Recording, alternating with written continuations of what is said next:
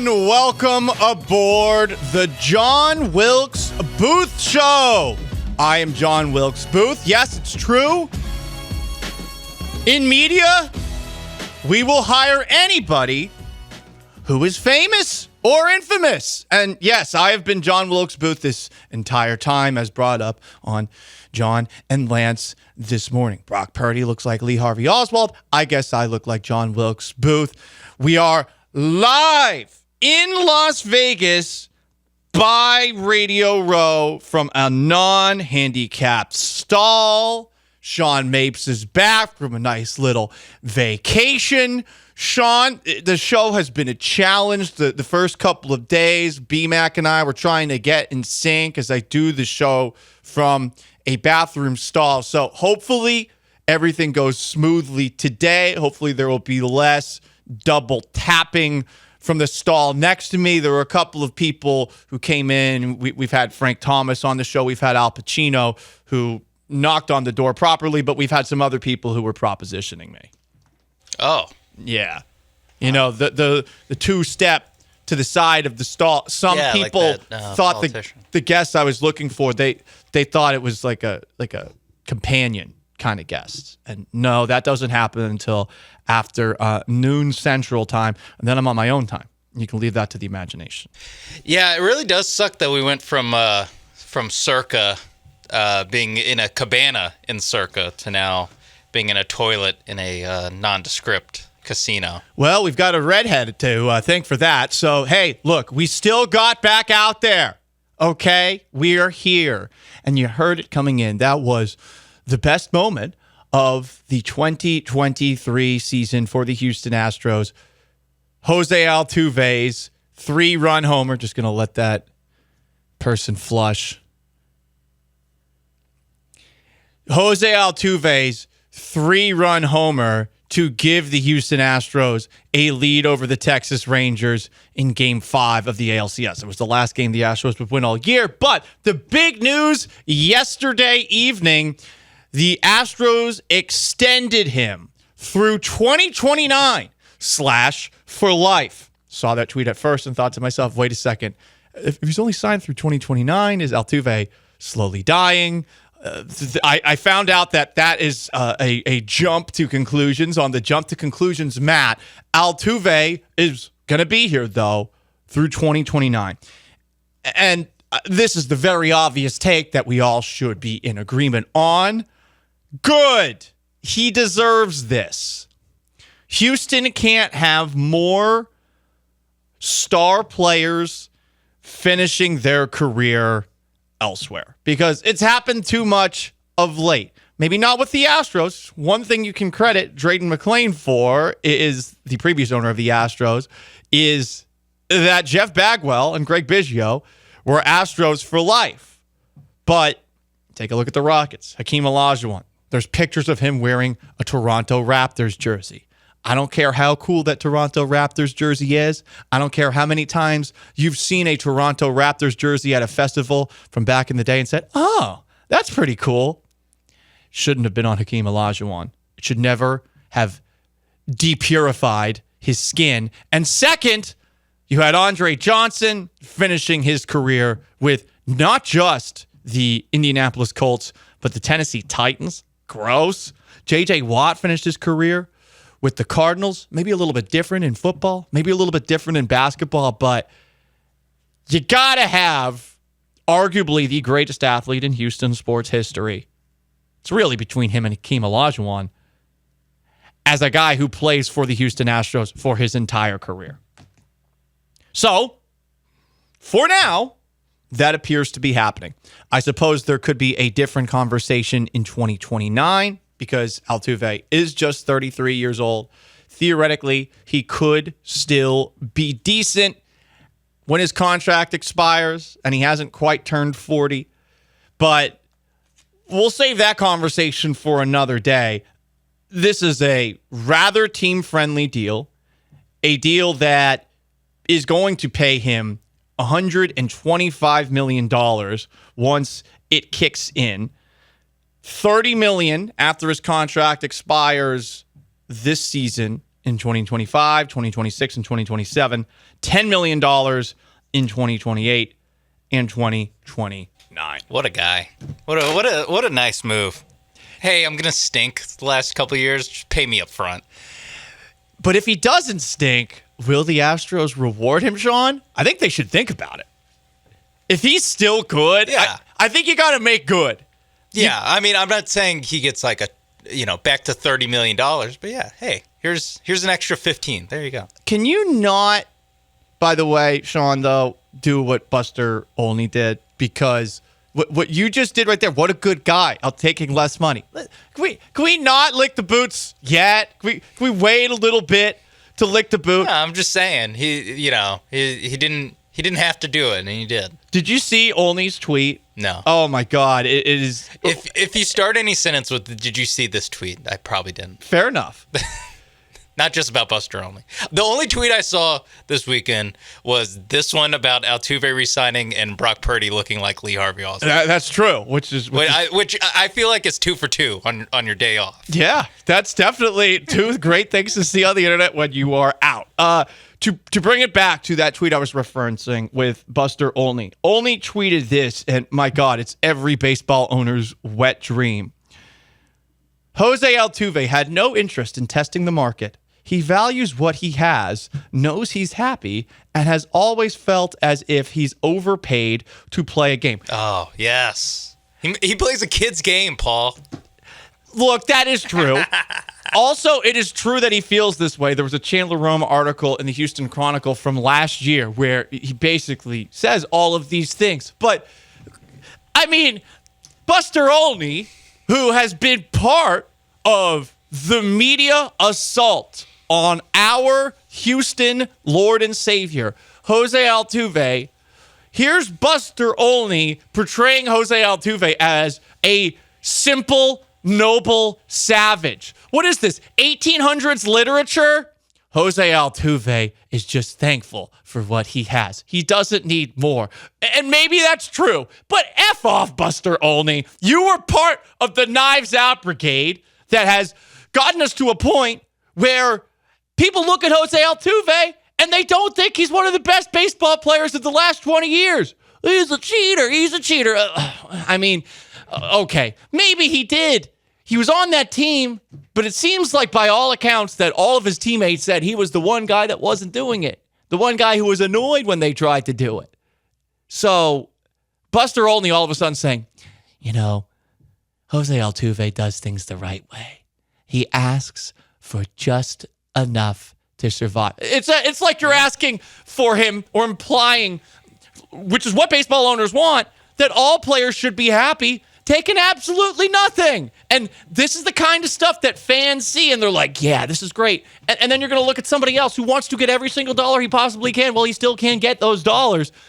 And you're going to see a bunch of like randomly communist thoughts from people who probably lean right, Oh, it's so great that baseball players, because they're playing a kid's game, of course, so great that they're not asking for more than they need. Yeah. It's so great to see a noble athlete who isn't demanding every single cent. No, he should get every cent that he deserves. This is very friendly for the Astros, obviously, but I hated that tweet from Olney. If Jose Altuve could, if it was allowed in the MLB collective bargaining agreement, he would play for a bowl of soup and 2 slices of bread every day. It's so annoying. This is the kind of stuff that they want reporters to put that out there so that certain players are the good ones because they just shut up and do what they're told. And okay, there's an element of that Generation Z clearly needs, but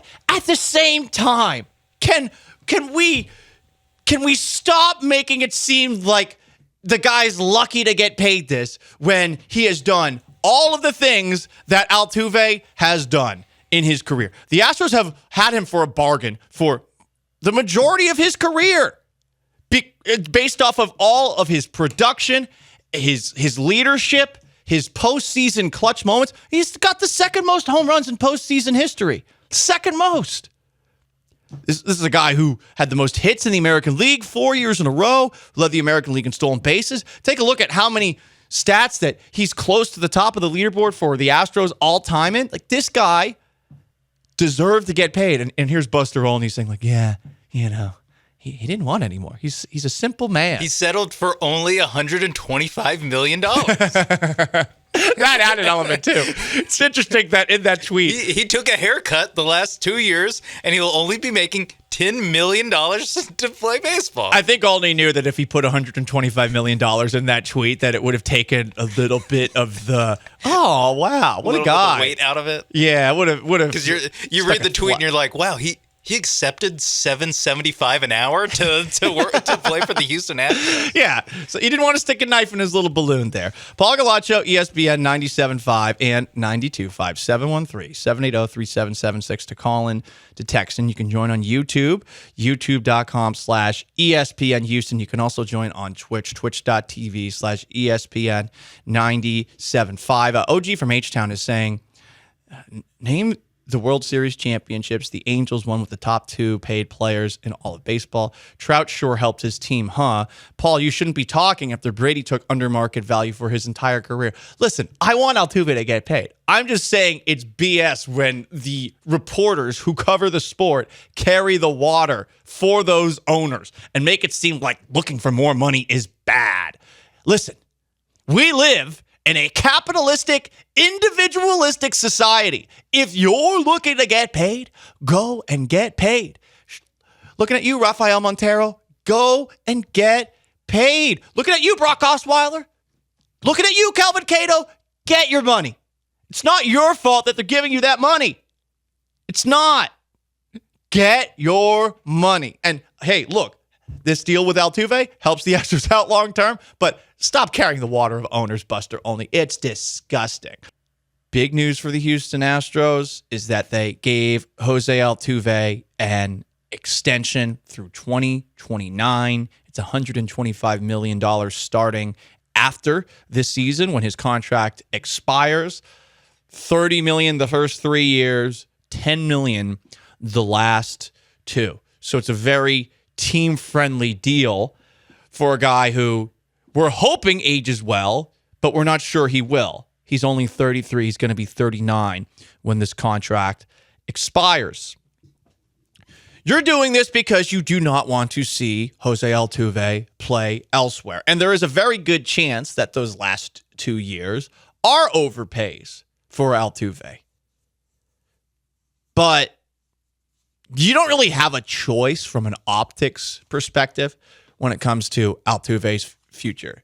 Here's why. As someone who's seen my favorite team growing up, the Patriots, be rational with my favorite player, my Lord and Savior, Tom Brady, you've got to do the opposite.